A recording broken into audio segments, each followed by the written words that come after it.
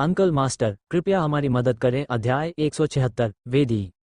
उनके पास जो समाचार थे उनके अनुसार पवित्र शब्द हजारों वर्षों से मुख्य भूमि पर नहीं आया था। ऐसी अजीब बारिश की तो बात ही छोड़िए। लेकिन जैसे ही वह निषिद्ध क्षेत्र से बाहर निकला वह प्रकट हो गया, और वह अभी भी उसके ऊपर तैर रहा था, इसलिए वह प्रकट हुआ जैसे कि उसे बाहर निकलने पर बधाई दे रहा हो। इससे पहले मुझे हमेशा लगता था कि मैं बहुत साधारण हूँ और मैंने केवल साधारण कौशल ही सीखे हैं। इस समय मुझे पता है कि कैनियन आसान नहीं है, और यह बहुत संभावना है कि मैं अपने जीवन काल के दौरान एक संत था। क्या वास्तव में इसका उससे कुछ लेना देना होगा? कोई बात नहीं, मैं यह नहीं कह सकता। उसकी आंखें गंभीर थीं। महान दानव ने भागने का अवसर लिया। गठबंधन को आत्मघाती हमले का सामना करना पड़ा। चांगहे अग्रिम रूप से प्रकट हुआ, चैनल का विस्तार हुआ और शाश्वत क्षेत्र में मजबूत प्रवेश कर सका। सब कुछ पवित्र शब्द के प्रकट होने से संबंधित है। यदि उसने वास्तव में इस बात को सामने लाया है, तो क्या इसका मतलब यह नहीं है कि लिंग्युआन ट्रोल जिस मूल कारण का पता लगाना चाहता है वह वही है? दंगा भी इससे संबंधित है। यद्यपि साधना का आधार अब शाश्वत द्वैत तक पहुंच गया है तथा अज्ञात संख्या में ट्रोल्स का सामना कर रहा है, फिर भी निश्चित रूप से मुकाबला करने का कोई रास्ता नहीं है। इसके अलावा जब प्रतिद्वंद्वी खतरों से भरा हो तो मनुष्य क्या करेगा? सोचने की हिम्मत नहीं है, और सोचना भी नहीं चाहते। लोग मानवता की परीक्षा नहीं ले सकते। परिणाम चाहे जो भी हो, वे पूरी तरह निराश होंगे। दादाजी, क्या आप ये सील तोड़ सकते हैं? मैं वापस जाना चाहता हूँ, अंदर देखना चाहता हूँ। ये सोचते समय महान शैतान की आवाज गूंजी, इसे तोड़ना? सू यिन को होश आया और उसने फिर से अपने सामने लगे जाल को देखा। बुनाई बहुत ही नाजुक थी, जो उसने सीखे हुए ज्यादातर मछली पकड़ने वाले जालों से बेहतर थी, लेकिन उसके लिए यह अभी भी बहुत आसान था कि वह इसे तोड़ सके और उसमें खामियां ढूंढ सके। उसने सीधे तौर पर ऐसा नहीं किया, लेकिन राक्षस राजा को देखा जो एक बच्चे की तरह दिख रहा था। उसका चेहरा थोड़ा कम था। अंदर जाओ और देखो, अभी भी कुछ उद्देश्य है। मैं सच सुनना चाहता हूँ। उसका चेहरा सफेद पड़ गया। उसने अपना सिर घुमाया और तोते की ओर देखा जो किसी को हराने के लिए उत्सुक था, और अपने दांत पीसते हुए बोला, सील में छेद करने के बाद मैंने बहुत सारे खजाने को निकालने का अवसर लिया और भाग गया। जब मैं बहुत चिंतित था तो मैंने इसे बाहर नहीं निकाला। 8000 साल तक सीलबंद रहने के बाद उसने 4000 साल पहले दरार को फाड़ दिया, लेकिन यह अफसोस की बात है कि वह अपना हाथ बाहर निकाल सकता था और शरीर बिल्कुल भी बाहर नहीं निकल सकता था। हालांकि इतने सालों से वह निष्क्रिय नहीं रहा है। एक बार तूफान आने पर वह खजाने को पुनः प्राप्त करेगा। इन वर्षों में हमने वास्तव में बहुत सारी संपत्ति जमा की है। क्या तुम बहुत चिंतित हो और इसे बाहर नहीं निकाला, या तुम्हें लगा कि तुम्हारी ताकत वापस नहीं आई है और तुम इसे बाहर निकालने की हिम्मत नहीं कर पा रहे हो? फेई टिंग ने बीच में कहा।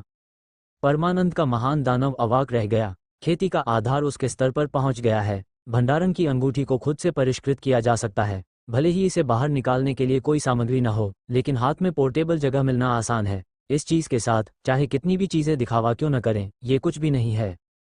उसने इसे न लेने का कारण वही बताया जो दूसरे पक्ष ने कहा था। उस समय उसका साधना आधार 100 नहीं था, और वह इतने सारे खजाने लेकर आया था, इससे आसानी से घेराबंदी हो सकती थी। तब तक कोई बचने का रास्ता नहीं होगा। इसके बजाय पहले भाग जाना बेहतर है। जहां तक बच्चे की बात है, तो आप पूरी तरह से ठीक हो जाएं और फिर आकर उसे ले जाएं। यह मोहर उसे 8000 वर्षों तक भागने में असमर्थ बना सकती है, और बाहरी लोगों के लिए इसे चुराना लगभग असंभव है। अंदर जाओ और देखो। ये समझने के बाद सुयिन ने ज्यादा कुछ नहीं कहा और प्रतिबंध के पास आकर अपनी उंगली को हल्के से टैप किया। बहुत खूब। एक अत्यंत मजबूत प्रतिबंध पलक झपकते ही चूर्ण में बिखर गया, जिससे अंदर का शून्य उजागर हो गया। महान दानव राजा के मुंह का कोना फड़क उठा। इतना शक्तिशाली प्रतिबंध दादाजी के सामने एक उंगली भी विरोध नहीं कर सकती। भयानक। सौभाग्य से पिछली बार मैंने उसे मारने दिया। मेरी हिम्मत नहीं हुई। मैंने वाकई अपनी ताकत का इस्तेमाल करने की हिम्मत की। मुझे लगता है कि मैं अब और नहीं मर सकता। उड़ती नाव को छोड़कर सभी लोग अंदर चले गए। निषिद्ध क्षेत्र बहुत बड़ा नहीं है। अंतरिक्ष का विस्तार करने के बाद ये केवल 100 वर्ग मीटर से अधिक जैसा दिखता है। कोने विभिन्न खजानों रत्नों के ढेर से भरे हुए हैं, जो चमकदार चमक के साथ चमकते हैं। चांदी, सोने की लकड़ी, शियानहई पत्थर जिनकी ऊंग बैंगनी जैड सोल ब्रेकर। फेई टिंग ने देखा, उसकी आंखें बड़ी हो गईं और वह कांपता रहा। कोने में ढेर लगे खजाने ऐसी चीजें थीं जिन्हें एलायंस बाहर नहीं निकाल सकता था, यहाँ तक कि वह भी ईर्ष्या से भरा हुआ था। तंजिन ने पहले जो खजाना निकाला था उसकी तुलना उस खजाने से की गई जो सफेद सारस और घास मुर्गी के बीच का अंतर है। यहाँ सीलबंद होने के कारण हर बार इसे पुनः प्राप्त करने पर बहुत पैसा खर्च होता है। जो कुछ मेरे द्वारा पकड़ा जा सकता है वो मुझे लगभग देखने में सक्षम बना सकता है, परमानंद के महान दानव राजा ने कहा। वो मुख्य भूमि के शीर्ष पर खड़ा सबसे मजबूत हुआ करता था, और जो कुछ वह देख सकता है वह कम से कम शाश्वत क्षेत्र के मजबूत के लिए उपयोगी है। फेई टिंग को पहले केवल 7वीं परत विरासत में मिली थी, और यह सामान्य था कि उसने इसे कभी नहीं देखा था। चूंकि वहाँ बहुत सारे खजाने हैं, तो आपको बहुत पहले ही अपनी साधना पुनः प्राप्त कर लेनी चाहिए थी। क्यों, जब आप बाहर गए थे तो आप इतने कमजोर थे? सू यिन ने असमंजस में देखा। यद्यपि ये खजाने बहुमूल्य हैं, इनका सीधे उपयोग नहीं किया जा सकता। क्या मतलब है तुम्हारा? सू यिन हैरान थी। लिंगुआन नदी और खतरनाक तरीके से प्राप्त कई खजाने सीधे नहीं लिए जा सकते। उन्हें मुख्य भूमि पर लाकर कुछ दिनों के लिए छोड़ देना चाहिए, या कुछ दिनों के लिए आध्यात्मिक नस में छोड़ देना चाहिए, अन्यथा शरीर इसे सहन नहीं कर पाएगा। फी टिंग ने बीच में कहा। ओह, सू यिन ने पलकें झपकाईं। ये खजाने सामान्य दिखते हैं, वे इसे सहन क्यों नहीं कर सकते? मैं दादाजी के लिए एक प्रयोग करूंगी, आपको पता चल जाएगा। ये देखकर कि उन्हें विश्वास नहीं हो रहा है, ब्लिस ने एक औषधीय पदार्थ निकाला, उसका रस निकाला और उनके हाथ पर टपका दिया। पुकारना। पलक झपकते ही उसकी हथेली जंग खा गई, अत्यधिक लाल और सूज गई, और वह किसी भी समय फट सकती थी। सू यिन ने भौहें सिकोड़ी, औषधीय पदार्थ लिया, थोड़ा रस निचोड़ा, उसे अपनी बांह पर लगाया, और उसे जंग लगने जैसा महसूस नहीं हुआ। इसके बजाय उसे ठंडक का एहसास हुआ, कुछ हद तक कूलिंग ऑयल जैसा। ऐसा होना चाहिए। दादाजी की साधना का स्तर बहुत मजबूत है। इन खजानों की संक्षारक प्रकृति का आप पर कोई प्रभाव नहीं है। फी टिंग और परमानंद के महान दानव भी अजीबोगरीब थे। लंबे समय तक सोचने के बाद वे इससे बेहतर स्पष्टीकरण नहीं सोच पाए। इस स्थिति का अध्ययन कई मजबूत लोगों द्वारा भी किया गया है, और यह अनुमान लगाया गया है कि यह ट्रोल से संबंधित हो सकता है। फेई टिंग ने कहा, हालांकि मुझे नहीं पता कि चांगहे और ये खजाने कहाँ से आए। वहाँ एक और दुनिया होनी चाहिए जिसमें दूसरी दुनिया के नियम और शक्ति शामिल हो। इसे मुख्य भूमि या आध्यात्मिक नसों में धोया जा सकता है ताकि हम इसे साफ कर सकें। अवशोषित करना आसान है। ओह, सू यिन ने सिर हिलाया। इस तरह का अनुमान सबसे अधिक संभावित है। मुझे समझ में नहीं आता कि उसके पास करने के लिए कुछ भी क्यों नहीं है। क्या ऐसा हो सकता है कि उसका भौतिक शरीर बूढ़े कछुए और गधे की तरह अत्यंत उन्नत स्तर पर पहुंच गया है? एलिसियम, क्या तुम मुझे फिर से मारने की पूरी कोशिश करोगे? कुछ देर सोचने के बाद उसने आगे कहा। उसके मुंह का कोना फड़क उठा, और परमानंद का महान शैतान रोना चाहता था। बहुत देर बाद उसका घुटन भरा चेहरा लाल हो गया। मैं ये खजाने दादाजी को देने को तैयार हूँ, और दादाजी से विनती करता हूँ कि वे इसे जाने दें। बोलने के बाद उसने बड़े हाथ से खजाने को पकड़ लिया, खजाने को एक भंडारण रिंग में डाल दिया, और जल्दी से उसे सौंप दिया। सू यिन ने पलकें झपकाईं। इससे मेरा क्या आशय है? मेरा तो सचमुच यही चाहता है कि तुम मुझे हराओ, भूल जाओ। ये खजाने उपयोगी हो सकते हैं, और चूंकि उसने ये दिए हैं, इसलिए मना करना अच्छा नहीं है। ये सोचते हुए उसने सिर हिलाया, और सू यिन ने कहा, इसे रखना आपके लिए वास्तव में बेकार है। यदि आपके पास एक उच्च साधना आधार है, तो आप निश्चित रूप से लोगों को नुकसान पहुंचाने के बारे में सोचेंगे। जियो वू, पहले इसमें मदद करें। ब्लिस शर्मिंदा था। मैं तो पालतू जानवर बन गया हूँ, मैं दूसरों को कैसे नुकसान पहुंचा सकता हूँ? हालांकि दादाजी खुश हैं, अन्यथा यह निश्चित रूप से एक और हिंसक पिटाई होगी। ठीक है। खजाना खुद को देते हुए सुनकर जियाओवू की आंखें चमक उठी, और एक हल्के से हाथ से भंडारण की अंगूठी गायब हो गई। मुझे नहीं पता कि यह कहाँ छिपा था, और यह पहले कभी नहीं दिखाई दिया। आपको खुद को नुकसान में महसूस करने की ज़रूरत नहीं है। अगर आप अपनी चीज़ें ले लें, तो जब तक आप कोई गलती नहीं करेंगे, मैं आपको परेशान नहीं करूंगा। ये जानते हुए कि दूसरे पक्ष को उसे हराने देने से वह निश्चित रूप से ऐसा करने में सक्षम नहीं होगा, सू यिन ने सांत्वना दी। मजाक कर रहा था। पोता दादाजी का सम्मान करता है ना? ब्लिस ने जल्दी से अपना हाथ हिलाया। उसने जो कहा वह सत्य था। 4000 वर्षों में यद्यपि बहुत सी निधियां एकत्रित हुई हैं, वे सभी अच्छी हैं, किंतु वे दादाजी के पीछे रहकर प्राप्त लाभों से कहीं अधिक बुरी हैं। ये खजाने, भले ही उन्हें लिया जा सके, केवल उसे काल्पनिक अमर के शिखर पर पहुंचने में मदद कर सकते हैं, और उच्च क्षेत्र तक नहीं पहुंच सकते हैं, और वह दादाजी के पीछे रहा है सिर्फ 3 दिनों से अधिक। न केवल चोट बरकरार है, खेती का आधार पूरी तरह से बहाल हो गया है, और ताकत अधिक शुद्ध है। ये कहा जा सकता है कि इस समय की ताकत 8000 साल पहले की तुलना में बहुत मजबूत है। सू यिन कुल 7 दिनों के लिए बाहर आई थी। शैतान राजा पहले 3 दिनों तक अश्लील दृश्यों में अभिनय कर रहा था, उसके बाद के दिनों की गिनती नहीं की गई है। इसलिए मैं अब तक दादाजी को पहचानता हूँ, लेकिन ये 3 दिनों से अधिक है। ये कहा जा सकता है कि दादाजी के पास खाने के लिए मांस है। मैं उस दिशा में शैतानी ऊर्जा महसूस करता हूँ। खजाना ले लो, यहाँ खोने जैसा कुछ भी नहीं है, और ब्लिस आगे बढ़ने के लिए उड़ने वाली नाव को नियंत्रित करती है। लिंगबाओ घाटी में सिर्फ एक ही रास्ता नहीं है, बल्कि कई रास्ते हैं। आप जितना अंदर जाएंगे, उतनी ही शाखाएं होंगी। अगर कोई रास्ता न दिखाए तो ये भूल भुलैया में फंसने जैसा होगा और बाहर निकलने का कोई रास्ता नहीं होगा। लिंगबाओ घाटी में तूफान लगभग उसी समय आया जब चांगहे आया था। ये लगभग 1 घंटे तक ही मौजूद रहता है। एक बार जब ये गायब हो जाता है तो घाटी में जगह अवरुद्ध हो जाती है, जिससे लोगों का अंदर जाना या बाहर निकलना असंभव हो जाता है। इसे और गहरा होते देख कियू झाओजुन ने थोड़ी चिंता के साथ कहा। कुछ लोगों को आश्चर्य हो सकता है कि जब तूफान नहीं आता तो वे घाटी में क्यों नहीं जाते बल्कि हवा आने का इंतजार करते हैं। यही कारण है। हालांकि तूफान का सामना करना मुश्किल है, लेकिन ये जगह की बेड़ियों को तोड़ सकता है और घाटी को खोल सकता है। एक बार हवा गायब हो जाने पर जगह अपने आप ठीक हो जाएगी और फिर से अंदर और बाहर जाना मुश्किल हो जाएगा। यह ऐसा है जैसे पानी में एक बड़ा पत्थर फेंका जाए और पत्थर के पीछे पीछे पानी का बहाव बन जाए और हवा वाला एक क्षेत्र बन जाए। जैसे ही पत्थर जमीन पर गिरेगा हवा का बहाव खत्म हो जाएगा और अगर आप सांस लेना चाहें तो भी नहीं ले पाएंगे। सू यिन ने कहा, सामान्यतः तूफान कितनी बार आता है? कियू झाओजुन ने कहा, समय अनियमित है। कभी कभी साल में एक बार, कभी कभी आधे साल में एक बार और कभी कभी दिन में 2 बार, लेकिन बहुत कम ही, आमतौर पर हर 1 या 2 साल में।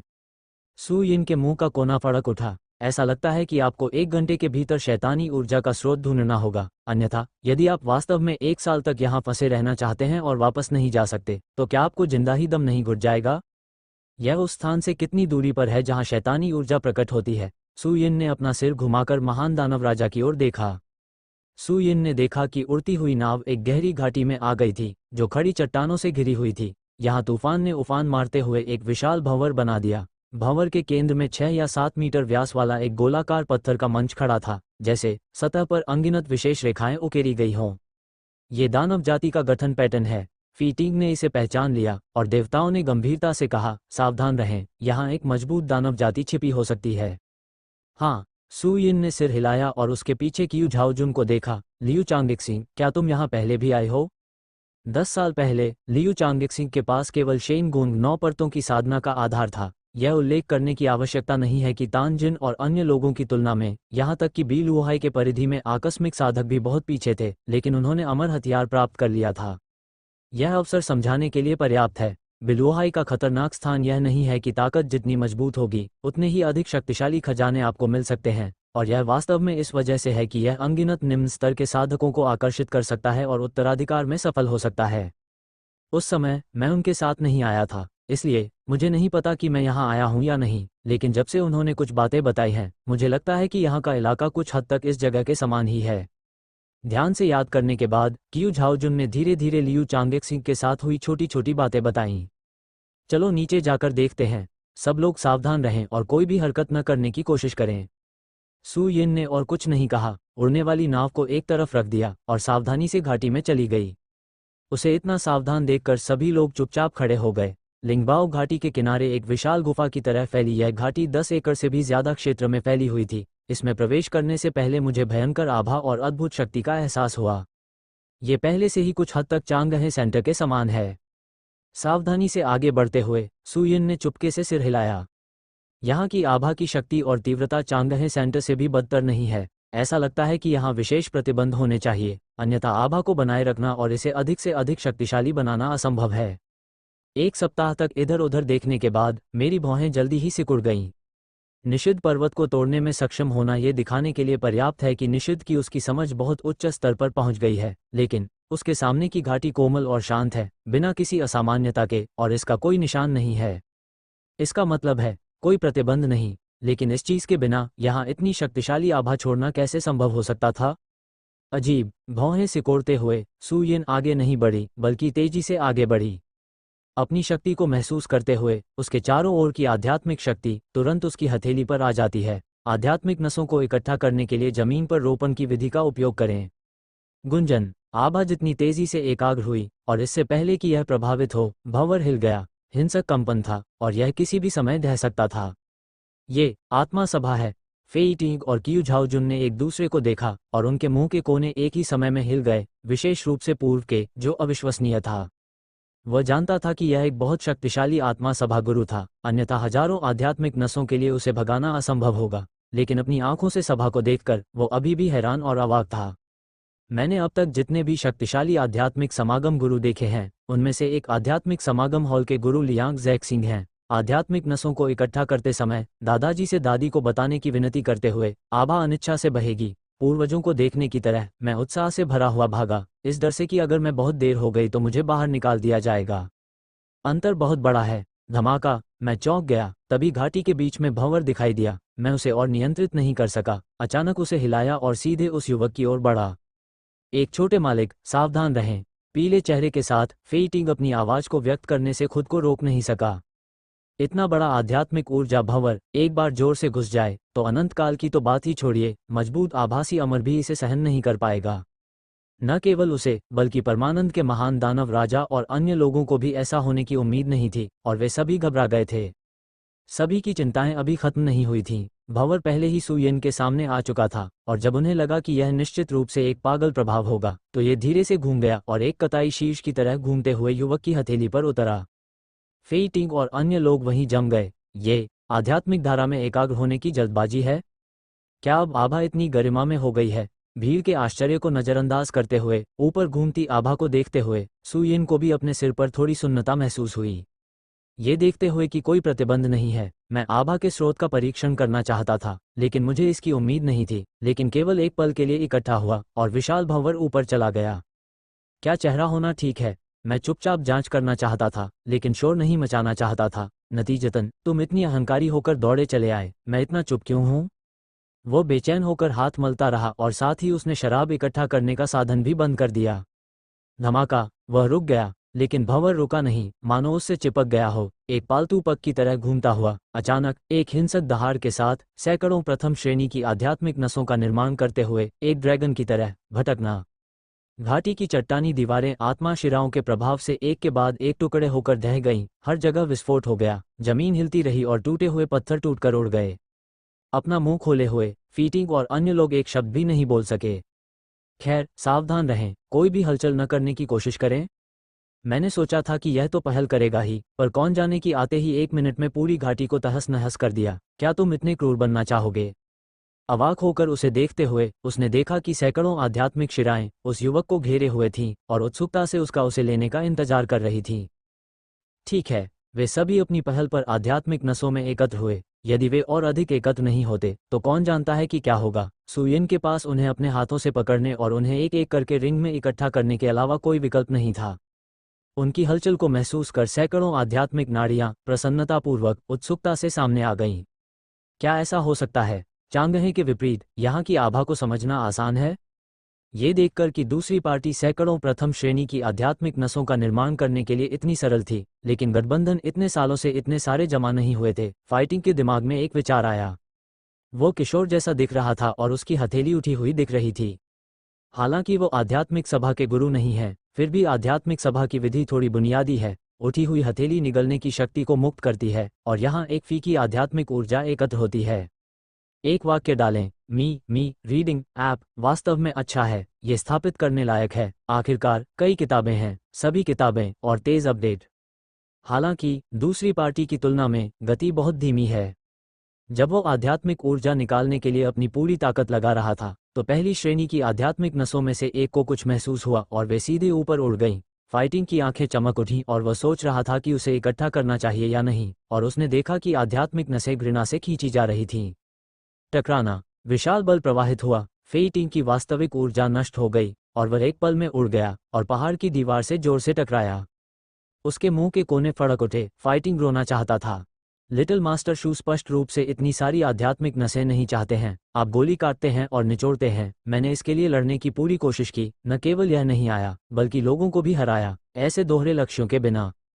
मुझे नहीं पता था कि यह आत्मा की नसों द्वारा पीटा गया था। सुयेन ने अपने आसपास की सभी आत्मा नसों को हटाने से पहले 3 मिनट तक उन्हें पकड़ रखा था। स्टोरेज रिंग को देखते हुए वह फटने ही वाला था और अपना सिर हिलाने से खुद को रोक नहीं सका। वहाँ बहुत सारी चीजें हैं और यह असुविधाजनक है। लिंग्युआन की लंबी नदी में अर्ध सुपर ग्रेड स्पिरिट शिराएं थीं और सैकड़ों प्रथम श्रेणी की आध्यात्मिक शिराएं एकत्र की गईं और उन्हें जेनिक्सियनजोंग और गठबंधन को 10 से अधिक दिए गए। अब 80 से अधिक बचे हैं, साथ ही यह 100 से अधिक है। अंगूठी सचमुच बहुत ही शानदार है। इसे भूल जाओ, बाहर जाओ और इसके बारे में बात करो।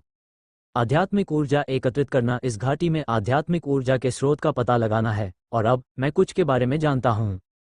फेई टिंग और अन्य लोगों की ओर देखने के लिए अपना सिर घुमाते हुए सु यिन की अभिव्यक्ति गंभीर थी। ये आभाएं लिंगबाओ घाटी से एकत्र नहीं की गई थीं, बल्कि वे स्वयं द्वारा बनाई गई थीं। स्वायत्त पीढ़ी। लिंगबाओ घाटी में तूफान बहुत शक्तिशाली है, लेकिन इसमें निहित आभा लिंग्युआन लांग नदी की तुलना में कहीं अधिक खराब है, यहाँ तक कि 1% से भी कम। बिना किसी अवरोध के इतनी पतली आभा, भले ही घाटी बंद हो, और इतनी शक्तिशाली आध्यात्मिक ऊर्जा को इकट्ठा करना कैसे संभव हो सकता है? एक छोटी सी घाटी सैकड़ों प्रथम श्रेणी की आध्यात्मिक नसों का निर्माण कर सकती है? सु यिन ने कहा। ये सभी अवाक रह गए। घाटी केवल 10 एकड़ से अधिक भूमि पर फैली हुई है, लेकिन यह 100 से अधिक प्रथम श्रेणी की आध्यात्मिक नसों का निर्माण कर सकती है। भंवर में निहित आध्यात्मिक ऊर्जा लंबी नदी से भी अधिक शक्तिशाली है। यदि आप इसे इस तरह से गिनते हैं, तो चाहे आप कितने भी मूर्ख क्यों न हो, यह अजीब ही होगा। इसके अलावा इन आध्यात्मिक ऊर्जा का एकत्रीकरण समय बहुत लंबा नहीं है, अन्यथा यह निश्चित रूप से हर समय यहाँ घूमने के बजाय लिंगबाओ घाटी के साथ बाहर प्रवाहित होगी, सु यिन ने जारी रखा। प्रतिबंध के बिना यह ऐसा है जैसे जल प्रवाह का कोई किनारा नहीं है। एंट्रोपी वृद्धि के नियम के अनुसार यह अनिवार्य रूप से निचले इलाकों में बिखर जाएगा। लंबे समय के बाद यह जल्द या बाद में कमजोर हो जाएगा, जब तक कि यह बाहरी दुनिया के साथ संतुलन नहीं बना लेता। और अब भंवर की ताकत इतनी प्रबल है कि यह संकेत दे रही है कि यह अधिक समय तक नहीं टिकेगा। क्या इसका संबंध वेदी से हो सकता है? फाइटिंग ने बीच में कहा। रसातल ट्रोल के नेता मिंगजियांग बलिदान के माध्यम से मार्ग को चौड़ा करते हुए और कर्मा लुओ क्लोन को नीचे ले जाते हुए, क्या ये कुछ लोग बलिदान भी करते हैं और इस तरह के शक्तिशाली आध्यात्मिक भंवर को आकर्षित करते हैं? ये एक क्षण के लिए सु यिन ने सिर हिलाया। ये बहुत संभव है। वेदी के साथ साथ घूमती ये आभाएं ठीक नहीं हो सकती। यदि यह वास्तव में आध्यात्मिक ऊर्जा है जो बलिदान से आती है, तो 3 प्रश्न हैं जिन्हें स्पष्ट करने की आवश्यकता है। कुछ देर सोचने के बाद सु यिन ने आगे कहा, सबसे पहले, आप कहाँ से आए हैं? दूसरे, आपने इसे किस कीमत पर खरीदा है? तीसरे, इसका उद्देश्य क्या है? सब लोग चुप थे। बलिदान बराबर विनिमय के बराबर है। जमोलुओं के क्लोन को लाने के लिए मिंगजियांग ने सफल होने के लिए सैकड़ों महान मास्टर्स और कुछ ट्रोल्स का बलिदान दिया। इतनी सारी आभाओं के प्रकट होने के साथ क्या यह अधिक महंगा नहीं होगा? और इसका उद्देश्य क्या है? अगर यह वास्तव में आध्यात्मिक ऊर्जा के लिए है, तो इसे बहुत पहले ही हटा दिया गया होगा। इसे इधर उधर घूमने और नष्ट होने की अनुमति कैसे दी जा सकती है? सबसे महत्वपूर्ण बात यह है कि सैकड़ों प्रथम श्रेणी की आध्यात्मिक नसों को इकट्ठा करने वाली आभा कहाँ से आती है? यहाँ तक कि दकियानझोउ के ट्रोल भी एक साथ इतने सारे नहीं जुटा सकते। इतने बड़े आंदोलन के बाद घाटी में कोई ट्रोल नहीं था। घाटी में इसे सुरक्षित माना जाना चाहिए। हर कोई चारों ओर देखेगा और देखेगा कि क्या आपको कुछ गलत मिल सकता है। काफी देर तक सोचने के बाद भी सु यिन को कुछ समझ नहीं आया और उसने आदेश दे दिया। फीटिंग और अन्य लोग तितर बितर हो गए और बाहर उड़ गए। सु यिन बीच में स्थित वेदी की ओर उड़ गई। पूरे शरीर को नीले स्टील के पत्थर से उकेरा गया है और यह बिजली के जंग के नीचे थोड़ा काला है। सतह पर ट्रोल कबीले की कई अनूठी रेखाएं उकेरी गई हैं, जो लोगों को चकाचौंध का एहसास कराती हैं। एक नज़र डालने के बाद उसे पता चल गया कि वे सभी मछली पकड़ने के जाल और नक्काशी से अलग थे जो उसने सीखा था। पैटर्न एवेन्यू के अनुरूप है और उनमें से प्रत्येक एक दूसरे से जुड़ा नहीं है। प्रतिबंध एक मछली पकड़ने के जाल की तरह है। सभी पैटर्न एक विशेष नियम का निर्माण करने के लिए आपस में जुड़े हुए हैं, और यह एक चैनल की तरह है जो एक साथ बुना हुआ है और ऊर्जा इकट्ठा करता है।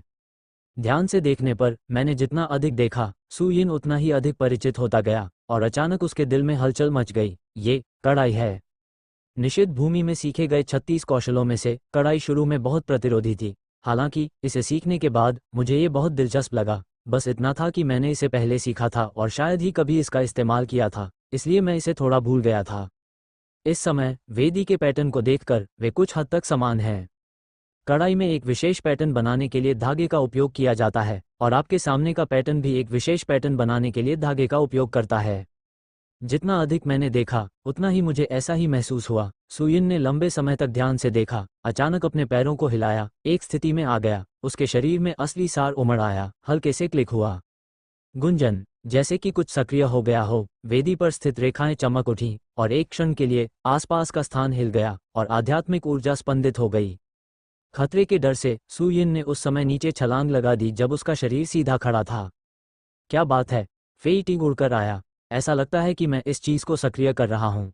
सु यिन ने अपने सामने पत्थर के मंच को देखते हुए समझाया। टिमटिमाती रोशनी में एक मार्ग उभर रहा था, लेकिन केवल आधी सांस के बाद वह गायब हो गया और वेदी फिर से शांत हो गई। इस वेदी का उपयोग अभी भी किया जा सकता है, लेकिन इसे खोलने के लिए खजाने की बलि की आवश्यकता होगी, फाइटिंग ने समझाया। सू यिन ने सिर हिलाया। चूंकि यह एक वेदी है, इसलिए इसमें बलिदान अवश्य होना चाहिए, चाहे वो जीवन का हो या धन का। मैं कुछ खजाने निकालने ही वाला था, और ये देखने के लिए कि वेदी कहाँ से संवाद करती है, मैंने वू युआन की चिंतित आवाज़ सुनी। छोटे मालिक, आइए और देखिए। कोई बकवास नहीं। सू यिन और फेई टिंग ने उनका अभिवादन किया और सीधे उड़कर आ गए। इस समय वू युआन पहाड़ की दीवार के सामने खड़ा था। उसके हाथ में आधा जेड आकर्षण था, जो लगातार हिल रहा था। इसकी जांच पड़ताल करें, उसे आते देख। उसने जल्दी से जेड प्रतीक सौंप दिया। सुयिन ने इसे आश्चर्य में लिया, नीचे देखा, भौहें सिकोड़ी। ये है शहर के बुजुर्ग जियानजों की पहचान का प्रतीक। हालांकि केवल आधे ही बचे थे, फिर भी उसने इसे पहचान लिया। झेनशियानजों के बड़े युफू।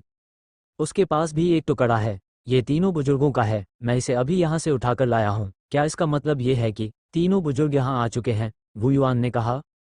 तीन बुजुर्गों ने संप्रदाय के गुरु और अन्य लोगों का पीछा किया, और जब वे बिलुओहाई आए तो उनके निशान खो गए, लेकिन यहाँ उनकी पहचान का प्रतिनिधित्व करने वाला एक जेड प्रतीक मिला, भले ही यह उनमें से केवल आधा था। क्या यह इंगित करता है कि झेंगसियांजों के लोग यहाँ रहे हैं? खैर, इस तरह से यह निर्धारित किया गया है कि यह स्थान बैंगनी लकड़ी परी हेपिन में सीलबंद ट्रोल से संबंधित है, सुयिन ने कहा। परमानंद के महान दानव राजा ने यहाँ शैतानी ऊर्जा को महसूस किया, और यह पुष्टि नहीं कर सका कि यह बैंगनी लकड़ी की परी हेपिन से संबंधित थी। जेड प्रतीक का यह आधा हिस्सा मिलना पहले से ही निश्चित था। ध्यान से देखो और देखो कि क्या तुम्हें कोई और निशान मिल सकता है। भीड़ तितर बितर होती गई और कुछ ही देर में वे सभी अपना सिर हिलाकर वापस भाग गए। केवल जेड आकर्षण का यह आधा हिस्सा, और कुछ नहीं। आपने कहा कि अगर ट्रोल संप्रदाय के मास्टर ली माओशिंग और अन्य लोगों को ले आए, तो क्या इसका इस्तेमाल बलि चढ़ाने के लिए किया जा सकता है? क्यू झाओजुन ने अचानक कहा। जेनेक्सियांजों के स्वामी ली माओशिंग। सब लोग चुप थे। हालांकि मैं इस पर विश्वास नहीं कर सकता, लेकिन मैं ये भी जानता हूं कि यह पूरी तरह सच है। अन्यथा वो ट्रोल इन लोगों को यहाँ लाने के लिए प्रयास और मेहनत नहीं कर सकता। इतने सारे आभा हो सकते हैं, और यहाँ कोई नहीं है। इसका मतलब है कि बलिदान समाप्त हो गया है। यह अच्छा अनुमान है। ये 7 दिन पहले किया गया था। मास्टर और अन्य लोगों की आत्मा जेड आकर्षण फट जाएगा। शरीर हल्के से कांप गया। वू युआन ने अपने दांत पीस लिए। सू यिन ने सिर हिलाया। मैंने बस यही अनुमान लगाया कि ये आभाएं लंबे समय तक नहीं दिखाई देती। अगर वे सिर्फ 7 दिनों तक ही रहती तो ये समझ में आता। अभी भी कुछ सवाल हैं। सू यिन ने वू युआन की ओर देखा। माओशेंग भतीजे झेंगसियांजोंग छोड़ते समय किस साधना स्तर पर? ग्रैंडमास्टर 9 परतें, वू युआन ने समझाया। वह सिर्फ इसलिए यहाँ आया क्योंकि वह विरासत के दायरे से बाहर निकलना चाहता था। ग्रैंडमास्टर कुनो, हालांकि दा यानजोऊ में कमजोर नहीं है, वह बहुत मजबूत भी नहीं है। प्रथम श्रेणी के संप्रदाय को बनाए रखना अभी भी मुश्किल है। आखिरकार दूसरे दर्जे के संप्रदाय के फेंगलेई संप्रदाय के गुरु किन वेंटियन के पास भी इस तरह की ताकत है। बुजुर्ग कहाँ हैं? यह मालिक से कमजोर है, लेकिन वे सभी मालिक के दायरे में हैं, वू युआन ने समझाया। दूसरे शब्दों में, झेंगसियांजोंग से गायब हुए दर्जन भर लोग मास्टर दायरे के विशेषज्ञ हैं। आपको लगता है कि इस तरह की ताकत वाले लोग बलिदान के बदले में प्रथम श्रेणी की आध्यात्मिक नसें प्राप्त कर सकते हैं? सू यिन ताओ। ये सभी लोग दंग रह गए। बलिदान पारस्परिकता पर ध्यान देता है। कितनी चीज़ों के बदले कितने लाभ मिल सकते हैं, और यहाँ तक कि यहाँ जो चीज़ें लाई जाती हैं उन्हें और ज़्यादा की ज़रूरत होती है। अब ये तय हो चुका है कि आध्यात्मिक भंवर अभी हाल ही में ही प्रकट हुआ है। www.mtlnovel.com। इसका सबसे बड़ा कारण बलिदान है, और अगर बलिदान केवल 1 दर्जन गुरुओं का है, तो इतनी आध्यात्मिक शक्ति को आकर्षित करना असंभव है। क्या होगा अगर ये आभाएं वह नहीं हैं जिनकी बलिदान को जरूरत है, बल्कि बस बलिदान एक निश्चित चैनल खोलता है और बिखर जाता है? कुछ देर सोचने के बाद फीटिंग ने अचानक कहा, ये। सुयिन ने भौहें सिकोड़ी। ये सचमुच संभव है। यदि ऐसा है, तो जिस स्थान पर बलि को एक दूसरे से जोड़ा जाना है, उसकी आभा बहुत मजबूत होगी, यहाँ तक कि दाग्नझोउ, देयुआनझोउ और अन्य स्थानों की तुलना में भी अधिक। महान दानव राजा ब्लिस ने बीच में कहा। सिर्फ बलिदान चढ़ाने और थोड़े समय के लिए चैनल खोलने से सैकड़ों आध्यात्मिक नसें निकल सकती हैं। ट्रोल ने ली माओशेंग और अन्य लोगों की बलि किसको दी? कौन उनके लिए भुगतान करने को तैयार है? मुझे बैंगनी लकड़ी की परी हेयरपिन दे दो। काफी देर तक सोचने के बाद, लेकिन कुछ भी नहीं सोच पाने के बाद, सुयिन ने मुड़कर पास ही खड़ी लड़की की ओर देखा। बिना किसी हिचकिचाहट के लियू यी ने अपने बालों से लकड़ी का हेयरपिन निकाला और उसे दे दिया। आध्यात्मिक ऊर्जा भंवर दूर हो गया था, और यहाँ एक सुरक्षित आश्रय था, और तूफान नहीं उड़ा सकता था। भले ही उसकी साधना का आधार कम था, थोड़े समय में कोई समस्या नहीं होगी।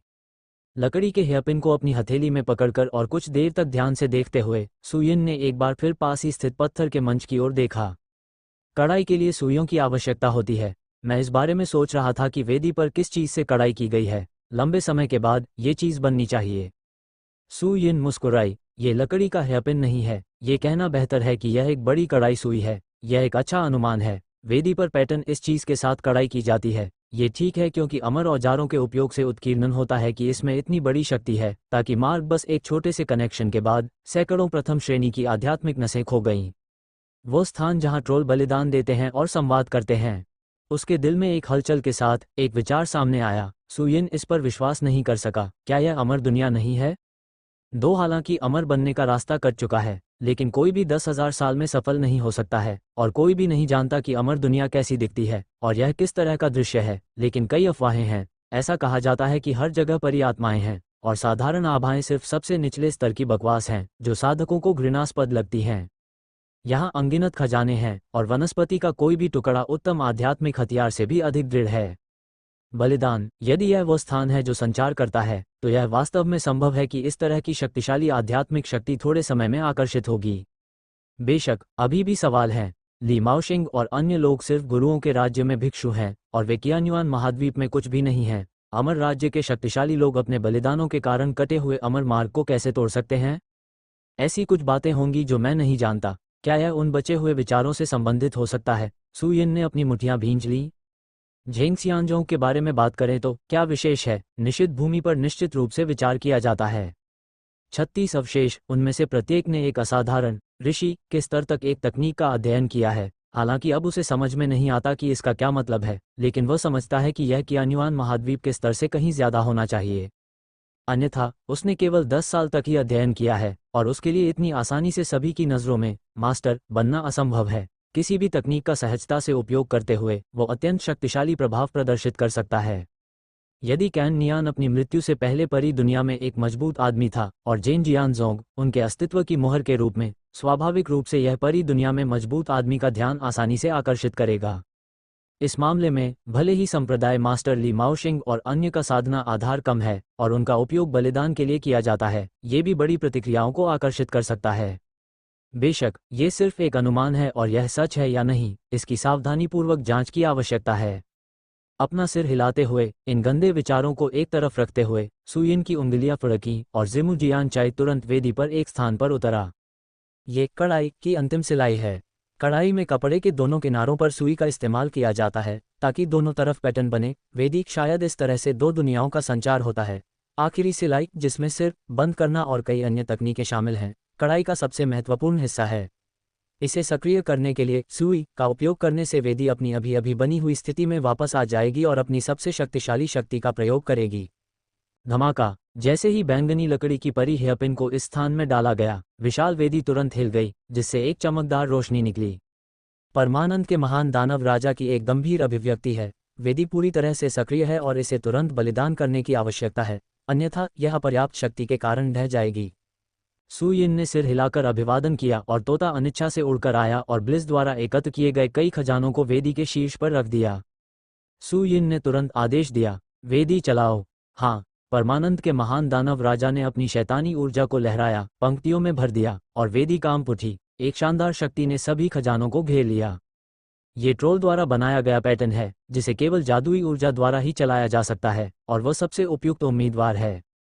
हो, खजाना और प्रकाश एक साथ मिल जाते हैं। एक कीमती सफेद तंबाकू का पौधा तुरंत हरे रंग से मुरझाए पीले रंग में बदल जाता है। शुद्ध औषधीय शक्ति एक पौष्टिक चीज में बदल जाती है और वेदी की बनावट के साथ विलीन हो जाती है।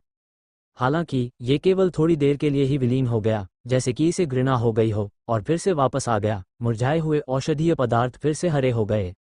ये प्रक्रिया 2 या 3 सांसों में ही पूरी हो गई, और ऐसा लगा जैसे हर कोई समय में पीछे लौट रहा है, कल्पना से भरा हुआ। इन खजानों की बलि नहीं दी जा सकती।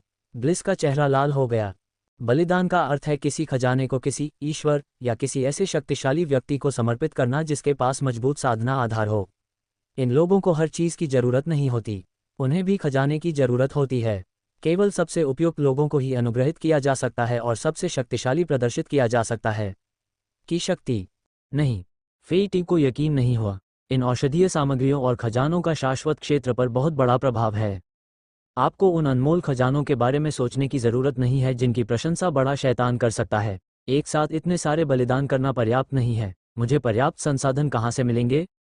न केवल उसे बल्कि कियू झाओजुन, वू युआन और अन्य लोगों को भी इसका एहसास हुआ और वे भौचक्के रह गए।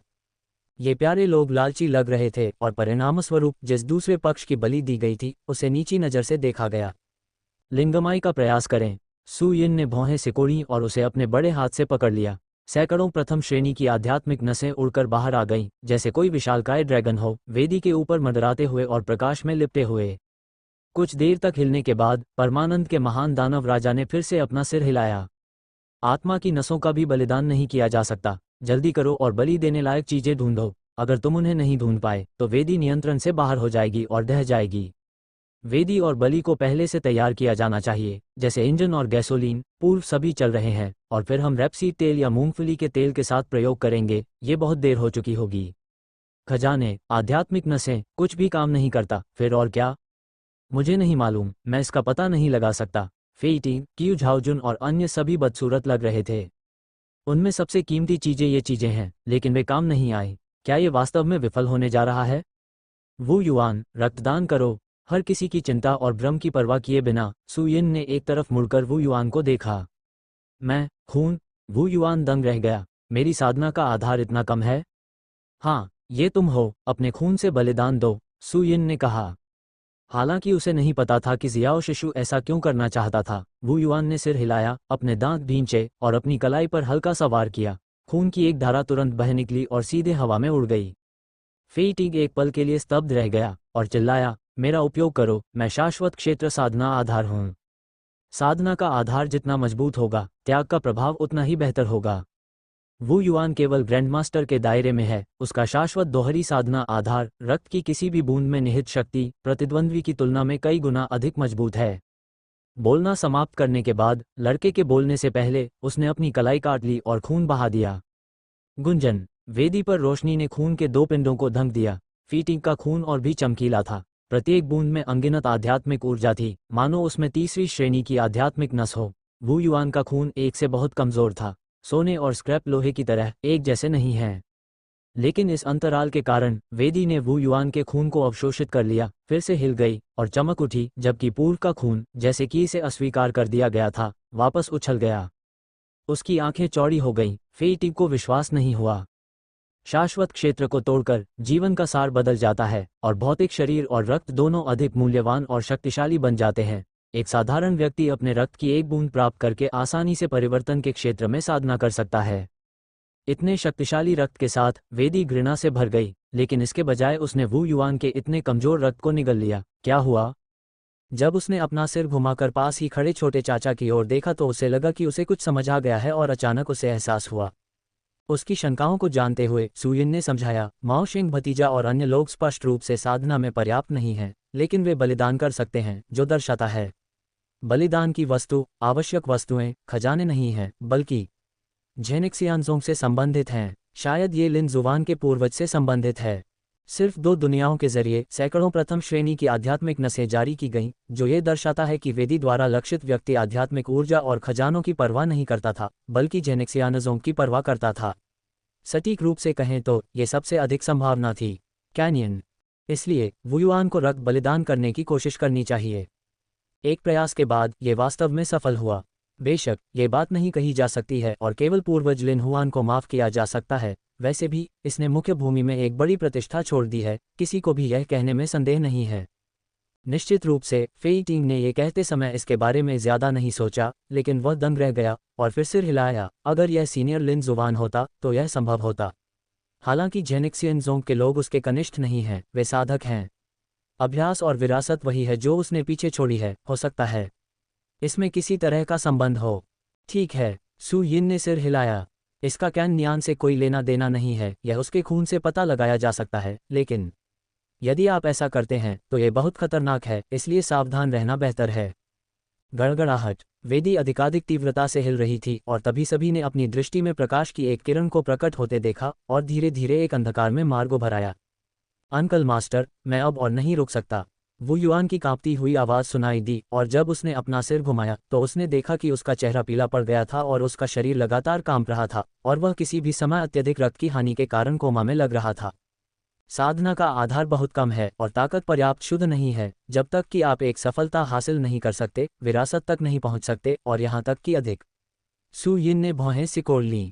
7 दिन पहले वू युआन के पास दिव्य महल की छठी परत की ताकत थी। वह उसके पीछे चला गया और ग्रैंड मास्टर को तोड़ने के लिए काफी भाग्यशाली था, लेकिन उसका साधना आधार अभी भी बहुत कम था। हालांकि वह सफलतापूर्वक बलिदान करने में सक्षम था, वह चैनल को पूरी तरह से खोलना चाहता था। पकड़ना, ये सोचते हुए वह चिल्लाया। सुयिन ने गोली चलाई और वेदी पर जियो वुफोन की औषधीय सामग्री उसके सामने प्रकट हुई। 10 अंगुलियों को नचाते हुए सैकड़ों औषधियों को छांटकर एक साथ इकट्ठा किया गया। जियो वू, आग उगलो, बकवास की परवाह किए बिना नमस्ते कहो। तोते ने प्रतिक्रिया दी और एक भयंकर ज्वाला निकली जो औषधीय पदार्थों को जलाने लगी। ये सभी दवाइयां परमानंद के महान दानव राजा द्वारा एकत्रित की गई थीं। वे अत्यंत कीमती थीं और आग के प्रति अत्यंत प्रतिरोधी थीं। हालांकि जियाओवू की लपटें अत्यंत गर्म थीं और उत्तम आत्मा हथियारों का भी प्रतिरोध नहीं कर सकती थीं। स्वाभाविक रूप से उन्हें आसानी से परिष्कृत किया जा सकता था। कुछ सांसों के बाद वे सभी तरल दवा में बदल गए और एक दूसरे में मिल जाने लगे। छोटे मास्टर, क्या ये कीमिया को परिष्कृत करना है? फेई टिंग संदेह से भर गया जब उसने उसे इस समय ये चीजें करते देखा। रसायन विद्या को परिष्कृत करने के लिए बहुत देर हो चुकी है और कोई गोली भट्टी नहीं है, केवल कुछ तरल दवा है। समझाने के लिए सु यिन ने अपनी उंगलियां दूर कर दी और तरल दवा उसकी ताकत के साथ घूमती रही, धीरे धीरे एक साथ मिल गई। जैसा कि उन्होंने कहा, कीमिया बनाने के लिए आपको अभी भी नूडल्स और पकौड़ी बनाने की जरूरत है। समय स्पष्ट रूप से पर्याप्त नहीं है। इसके अलावा वू युआन केवल मास्टर स्तर का एक मास्टर है और गोली की शक्ति बहुत मजबूत है। भले ही इसे दिया जाए, इसे पचाया नहीं जा सकता है। तरल दवा तैयार करना बेहतर है जो तेजी से और आसानी से अवशोषित हो जाती है।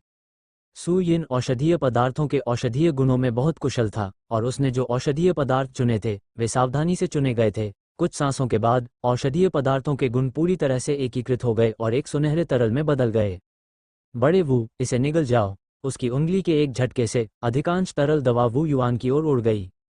अनमोल विसंगति को जानते हुए वू युआन ने बकवास नहीं की और उसे मुंह खोलकर निगल लिया।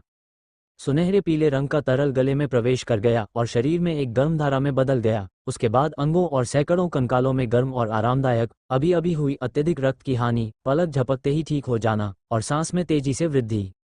धमाका, केवल 10 सांसों में उसने गुरु की 9 परतों को तोड़ दिया और प्रथम श्रेणी की आध्यात्मिक नस के आशीर्वाद के साथ विरासत को सफलतापूर्वक तोड़ दिया। ये सभी ने अपनी भौहें सिकोड़ी। सामान्य परिस्थितियों के अनुसार अगर कोई किसान टूट भी जाता है तो ये रातों रात नहीं होगा और इसे बढ़ावा देने के लिए अंकुरों को खींचना संभव नहीं होगा। अब ये कानून इन छोटे चाचा के सामने पूरी तरह से टूट गया है। इन औषधीय सामग्रियों को कियान्युआन महाद्वीप में वापस नहीं लाया गया। क्या उन्हें नहीं ले जाया जा सकता? क्यू झाओजुन ने पूछे बिना नहीं रह सका।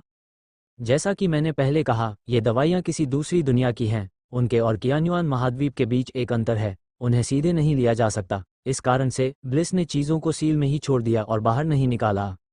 मैं इसे सीधे कैसे ले सकता हूँ और इसका इतना शक्तिशाली प्रभाव है?